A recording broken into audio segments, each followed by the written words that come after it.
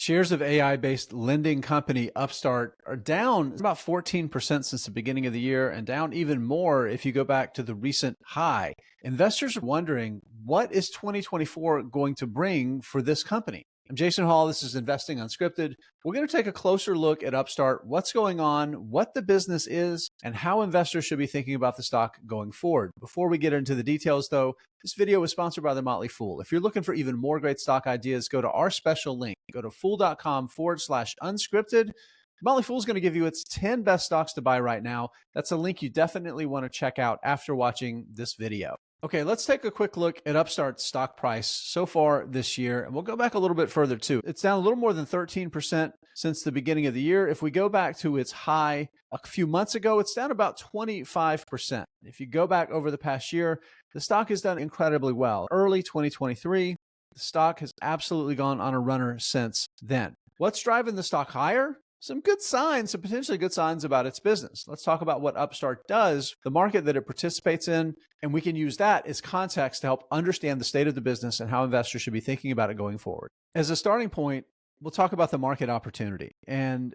Upstart is a lending marketplace. So we can use the size of the potential addressable market that Upstart sees as a jumping off point to discussing its business, and its business as a lending marketplace. We'll explain a little more about exactly what that means in a moment, but let's start this light blue box, personal loans. This is the core, the bulk of Upstart's business today. It's about $160 billion total market. Personal loans, these are unsecured debt, things like maybe credit card debt, consolidation loans, refinancing student loans, things like that people might be using these personal loans to pay off other existing debts or just as a means to get cash. And we have the auto loan market, massive $730 billion. Big opportunity is home lending, areas that the company is just starting to dip its toes into, testing out a HELOC, home equity line of credit, in a couple of markets right now. Then there's business lending, particularly small business lending, that the company thinks that its technology could be useful in creating some differentiators and creating value.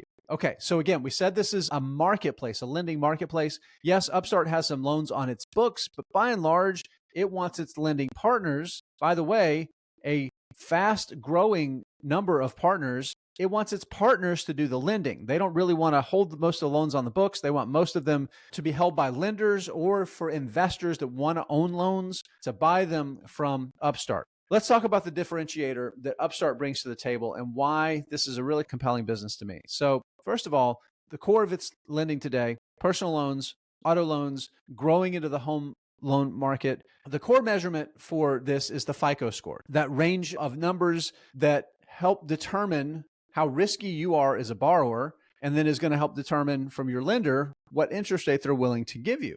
Upstart, they've developed some artificial intelligence powered tools that come up with a rating, a risk grade from A to E, with the idea of better determining risk. This first block right here under A+ is a good example. So again, using the FICO score 700+, you can see how somebody with that 700 or above score, how the credit default rates actually fall out based on Upstart's risk grades. And what you see is that when you get to that C grade, even somebody with a credit score above 700, Upstart says, you know what, we can identify even people that might have a very low credit rating, a FICO score, that have a lower default rate, that are safer borrowers. So we can identify how safe somebody is a borrower, the level of risk to lend to that particular applicant at a better rate than the FICO credit score. So that's what's so compelling about Upstart, is they think they have a model,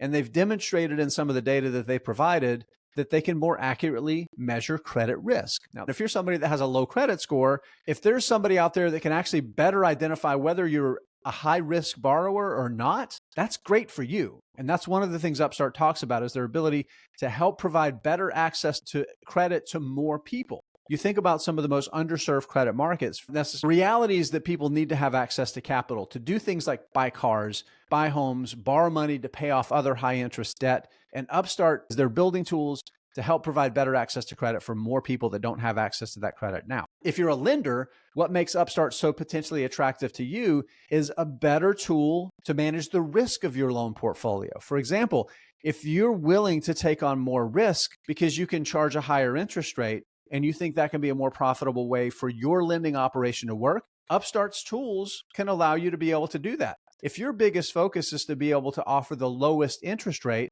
and focus just on the lowest risk borrowers, you can do that too. Any mix in any range of outcomes that you want in between. That's what Upstart says they can deliver to their lending partners. And that is very attractive. Why did the stock go up so much in 2023? For anybody that bought early in 2023, the stock up 170%. So that's not too far from a triple. It was close. It was almost exactly 200% up at the end of the year before selling off in the past week or so since the calendar flipped to 2024. What's the thing that lifted the stock so much last year? If you look at the business results, you might think, this doesn't make any sense. This is the most recent results that we got from the company. This was back in November. This was its third quarter results, $135 million in revenue. That was 14% down year over year. And if you look at its outlook for the fourth quarter, $135 million revenue forecasting for the same revenue that it had in the third quarter. That's going to be a decline from its fourth quarter in 2022. They're going to report their fourth quarter at some point in the next several weeks. That's flat revenue. This is a company that's supposed to be growing, and we're not seeing that revenue growth. So it might seem counterintuitive that the stock was up so much. So why was the stock actually up? Because the company had done a tremendous amount to right-size its business. During 2021, 2022, they invested a significant amount, hired a lot of people, grew really quickly, and their business grew with it. Their revenue, the number of loans that were being originated on their platform substantially increased, had a really profitable year. Then interest rates started to go up. Fed started taking steps to fight inflation. All of those lending partners pulled back very quickly from lending, not just on its platform, but by and large, lenders have become far more stringent about these personal loans. Again, that's still the core of the business. These are the loans that are unsecured. There's not an asset that the lender can repossess if the borrower stops paying on the loan. So these are the riskiest kind of loans that most banks are going to issue. So it makes sense that they pulled back when interest rates started to go up because there was a tremendous amount of concern about the economy and about borrowers' ability to pay at higher interest rates. Now, again, the data that we've seen from Upstart indicates that, well, the borrowers are basically paying more or less within what Upstart was predicting that they would based on its AI models. What have we seen since then? Even though the revenues have continued to decline, I showed it on the screen just briefly earlier, but I want to pull it up again because I think it's really important to highlight. Even though revenue growth is stagnated and it's actually still in a state of decline, we continue to see more and more financial institutions. You go through their press releases every month, it seems like there's a couple more financial institutions that partner with Upstart for personal lending. This is a really powerful thing that lines up Upstart for future growth. I think a lot of what we've seen over the past year is the company cutting costs, getting its financial house in a better shape, while lending partner growth continued, even though lending growth has stagnated. Remember, this is a very cyclical business. The consumer economy is very cyclical. The economy's been in good shape. Lenders have been very concerned about the economy and concerned about borrowers' ability to continue to pay on this higher risk kind of debt. So why has the stock fallen so far in 2024? I think just generally investors are not as optimistic about 2024 as they were at the end of 2023. So we're seeing that little bit of a pullback. It's a normal thing. I think the bigger question to answer and the more important one to think about is Upstart an attractive business to invest in at this point? For me, it has become increasingly so. You continue to see lending institutions partner with it. We haven't seen a lot of that roll to the top in the bottom line with new loans and new revenues, but it says a lot that these financial institutions are willing to partner with Upstart, that they trust its platform, they trust the data the company is providing, and they trust that it can help them deliver more accurate, low-risk credit decisions. I think the stock market cap is around $3 billion. It's a massive addressable market the company is attempting to tap. And that's assuming that they don't have much success beyond just personal lending and maybe some success with auto loans. If they're just successful in those two areas, it is a massive market.